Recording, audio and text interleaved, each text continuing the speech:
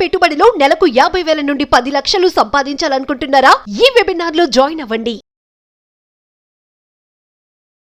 Hello guys, welcome back to our channel. ఈ రోజు మనతో ఉన్నారు ప్రత్యూష గారు. ముఖ్యంగా మనీ వైబ్రేషన్ అంటే ఏంటో ఈ రోజు ఎపిసోడ్ తెలుసుకుందాం. Hi ma'am. Hi Virat. So money vibration దీని గురించి చెప్తారా?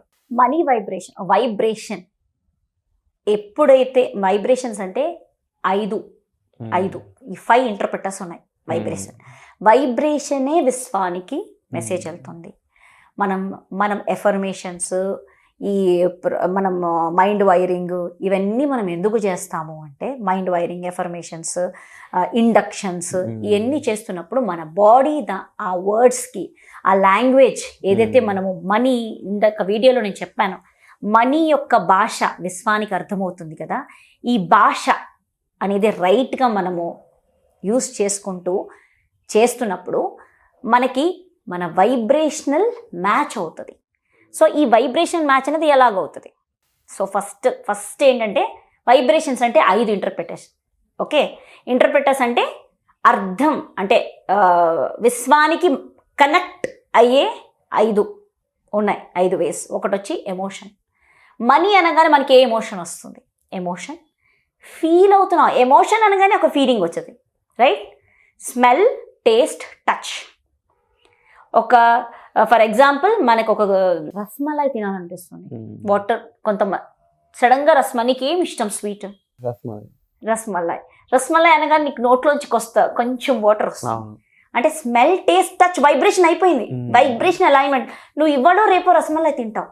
ఓకే, బికాస్ నీ బాడీ దానికి వైబ్రేట్ చేస్తుంది. అంటే అప్పుడప్పుడు మనకు తెలీదు, బయటకి ఎక్కడికో వెళ్తాము, అబ్బా మంచి వాసన వస్తుంది, బజ్జీల వాసన, ఏదో వాసన వస్తుంది, అబ్బా మా మమ్మీ చేసే తినాలనిపిస్తుంది. తెలీదు, మీ మమ్మీ ఇంటికి వచ్చి నీకు వంట చేస్తుంది. With in a month, with in a week నీకు అది మేనిఫెస్ట్ అవుతుంది. మీ మమ్మీ చేసేదే అదే సేమ్ టేస్ట్ నీకు వస్తుంది, నువ్వు తినేస్తావు. నేను చెప్తున్నా కదా, ఇది మేనిఫెస్ట్ అవుతుంది యాక్చువల్లీ, బికాస్ నువ్వు టేస్ట్, టచ్ చేసేసావు. ఆ వైబ్రేషనల్ అలైన్మెంట్ అయిపోయింది అక్కడ, క్విక్గా అయిపోతుంది అది కూడా. సో ఇప్పుడు ఏదైనా ఈ 5 మేనిఫెస్ట్ అవ్వాలంటే ఎమోషన్ ఫస్ట్. ఈ ఎమోషన్కి కనెక్ట్ అవ్వాలంటే ఫస్ట్ జాయ్ఫుల్. మనీ అంటే హ్యాపీనెస్. నువ్వు ఎప్పుడు హ్యాపీగా ఉంటేనే డబ్బు వస్తుంది. ఇది బండ గుర్తు. హ్యాపీగా లేవు అంటే అంతే, మనీని నువ్వు అట్రాక్ట్ చేయలేవు. నీకేదో ప్రాబ్లం, ఏదో బ్లాకేజ్ ఉంది, లేకపోతే నువ్వు యాంగర్లో ఉన్నావు. Anger, sad, fear, judgement, jealousy, comparison ఇవన్నీ పెట్టుకున్నావు అనుకో, మనీకి దూరం. వీళ్ళు ఇంకా ఇందులోనే పడుంటాం. జెలసీ, వాళ్ళు ఇలా వేసుకున్నారు, వీళ్ళు ఇలా వేసుకున్నారు, వాళ్ళు అలా వేసుకున్నారు, ఈవిడ ఇలాంటి చీర కట్టుకుంది అని పొగరవు. తనకి చీర కట్టుకుంది, మంచి ఒక 20,000 శారీ కట్టుకుంది, చాలా మంచి బెస్ట్ కాంజీవరం శారీ కట్టుకుంది, బా అనిపిస్తుంది. కానీ సెకండ్ పాయింట్ ఏమంటావు? అబ్బా అన్నావు, you attracted that sari, you just cash నాకు ఇలాంటి శారీ నేను కొనుక్కుంటాను అనిపిస్తుంది, నాకు ఇలాంటి చీర నాకు కావాలనిపిస్తుంది, నాకు ఇలాంటి జ్యువెలరీ వేసుకోవాలనిపిస్తుంది, అబ్బా ఇలాంటి మంచి ఇలాంటి కార్లో నేను ట్రావెల్ చేయాలి, I should own this car, నేను ఇలాంటి కార్ని కొనాలి అనిపిస్తుంది. అబ్బా అన్నప్పుడు ఏంటి? వైబ్రేషన్. నాకు ఇది కావాలి. సో నువ్వు ఎప్పుడైతే అబ్బా అంటావో, విశ్వం దీనికి కనెక్ట్ అయిపోయి నీకు మేనిఫెస్ట్ చేయడానికి మొదలు పెట్టేసింది, ముందుకు వెళ్ళిపోతుంది. కానీ నువ్వే ఏం చేస్తావు? అందుకే ఆవిడకి చాలా పొగరు.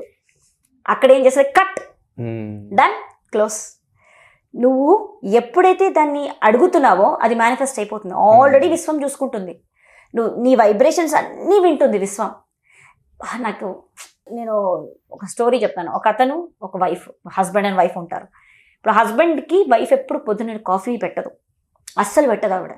సో అతని కాఫీ అంటే ఇష్టం. పొద్దున్నే లేవగానే వైఫ్ కాఫీ పెడితే బాగుండు అని, పొద్దున్న నిద్ర లేవగానే కాఫీ ఇస్తే బాగుండు అనుకుని పేపర్ చదువుతుంటాడు. అబ్బా కాఫీ ఇస్తే బాగుండు. అతని కాఫీ ఆ coffee smell, taste, touch, vibration వచ్చింది. కానీ అంటే అది నెగిటివ్ ఎమోషనే, కానీ వైబ్రేషన్ అయింది. ఇంకోటి, కోపంతో, ఆవేశంతో వేరే వాళ్ళని తిడుతూ తిట్టుకుంటాం కదా, అది కూడా మేనిఫెస్ట్ అయిపోతుంది. ఎందుకంటే వైబ్రేటింగ్, బాడీ వైబ్రేట్ అవుతుంది. Feel, fell, smell, taste, touch. Sometimes ఒకటే చోట కూర్చుని ఏదో ఎవరో మిమ్మల్ని ఇన్సల్ట్ చేసినందుకు వీళ్ళు ఇలా చేశారు, వీళ్ళని ఇలా చేయాలి, ఇలా చేయాలని సెల్ఫ్గా మాట్లాడుకుంటూ ఉంటారు. ఇంకా యాంగర్ని రిలీజ్ చేస్తూ ఉంటారు. యాంగర్ని రిలీజ్ చేస్తూ ఉండి ఆ సిచ్యువేషన్ని తలుచుకుంటూ ఉంటే మళ్ళీ ఆ సిచ్యువేషన్ మీకు మేనిఫెస్ట్ అవుతుంది. బికాస్ వైబ్రేషనల్ అలైన్మెంట్ అయిపోయింది. ఏ ఎమోషన్ అయినా మేనిఫెస్ట్ అవుతుంది. ఆనందమైన ఎమోషన్ మేనిఫెస్ట్ అవుతుందని కాదు, యాంగర్ మేనిఫెస్ట్ అవుతుంది, కోపం మేనిఫెస్ట్ అవుతుంది, కుళ్ళు మేనిఫెస్ట్ అవుతుంది, అన్నీ మేనిఫెస్ట్ అయిపోతాయి.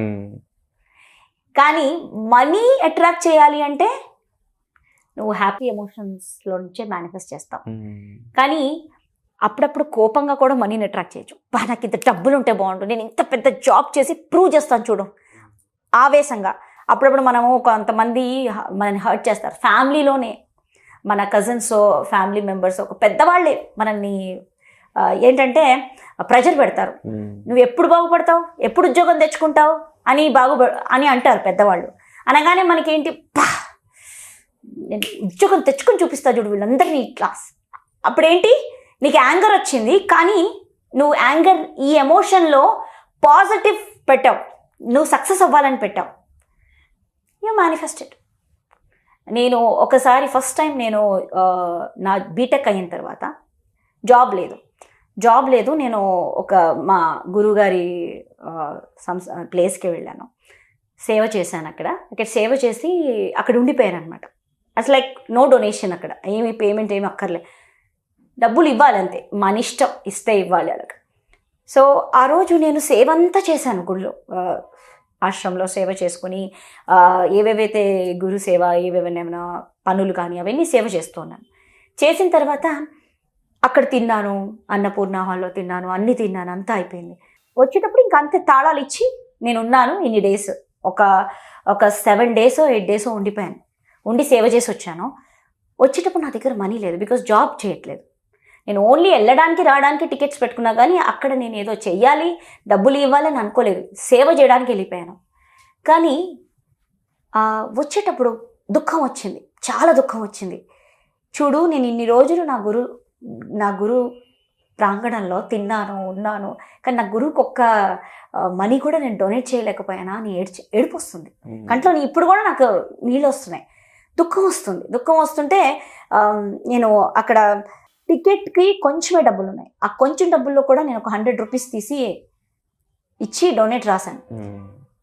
ఇది కాదు, నెక్స్ట్ టైం నేను వచ్చినప్పుడు నేను జాబ్ చేసి ఇలా 10,000 అట్లా ఇవ్వాలి. నా గురువు గారి ఆశ్రమంలో డొనేషన్ నేను 10,000 ఇవ్వగలగాలి. ఈ సేవకి నేను ఇవ్వగలగాలి. ఎంత మంచి జరుగుతున్నాయి. సో అలా అనుకున్నాను. నాకు అంటే ఆ ఎమోషన్ ఏంటి, దుఃఖం వస్తుంది, కానీ నాకు జాబ్ కొట్టాలి.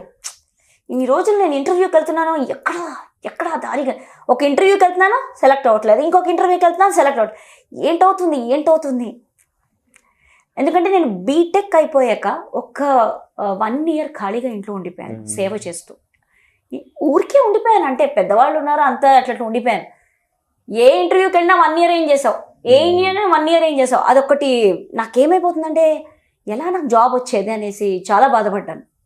సో నేను ఆ ట్రిక్స్ అన్నీ, లా ఆఫ్ అట్రాక్షన్ ట్రిక్స్ అన్నీ చేస్తూ నేను జాబ్ కొట్టాను, జాబ్లో కూడా ఎదిగాను అనమాట. సో ఎప్పుడైతే ఆ మినిట్ దుఃఖం వచ్చింది, బాధ వచ్చింది, నా గురువుకి నేను డొనేట్ చేయలేకపోతున్నానా అని. నా దగ్గర 100 rupees ఉన్నాయి, స్వామీజీ నేను ఈరోజు 100 rupees ఇచ్చాను, నేను మళ్ళీ నెక్స్ట్ టైం వచ్చినప్పుడు జాబ్ కొట్టి నేను నెక్స్ట్ టైం వచ్చినప్పుడు 10,000 డొనేట్ చేయగలగాలి అని, నాకు అంత డబ్బు నీవు అనుకున్నా. ద ఫస్ట్ జాబ్ కదా, 10,000 డొనేట్ చేయడం. సో అనుకున్నాను, వెళ్ళిపోయాను. నేను వెళ్ళాను, ఇంటర్వ్యూ సెలెక్ట్ అయిపోయాను. With in a week manifest అయిపోయింది అది. నేను విత్ ఇన్ a week మళ్ళీ వచ్చి అక్కడ 10,000 డొనేట్ చేశాను మా గురుగారి ఆశ్రమంకి. సో అక్కడ ఏ ఎమోషన్ ఉంది, బాధ ఎమోషన్ ఉంది, కసి ఉంది, బాడీ అంతా వైబ్రేట్ అయిపోయింది బాధతో. అదే నెక్స్ట్ టైం నేను ఇట్లా సాధించాలి, ఎస్ ఐ హ్యావ్ టు, నేను సక్సెస్ అవ్వాల్సిందే. ఆ కసి ఎప్పుడైతే వస్తుందో ఏదైనా సాధించేస్తాడు మనిషి. ఆ కసి రావాలి నీకు. ఆ కసి ఎప్పుడైతే నేను సాధించాలబ్బా అనే కసి రావాలి, బర్నింగ్ డిజైర్ రావాలి. ఆ బర్నింగ్ డిజైర్ వచ్చిందంటే నువ్వు అది మేనిఫెస్ట్ చేస్తావు. ఎంత క్విక్ కాదు, వీక్లో మేనిఫెస్ట్ చేశాను నేను. సో మనీ వైపు కూడా నీకు ఎందుకు కావాలి, అప్పుడప్పుడు వేరే అతని మీద కోపంతో కూడా డబ్బుని అట్రాక్ట్ చేస్తారు. వాడు ఇంత సంపాదించినా నేను ఇంకా వాడికంటే ఎక్కువ సంపాదించి చూపిస్తా చూడు, సంపాదిస్తారు. ఎందుకో తెలుసా? అది నువ్వు యాంగర్తో అనుకున్నా, యాంగర్ ఈజ్ అన్ ఎమోషన్.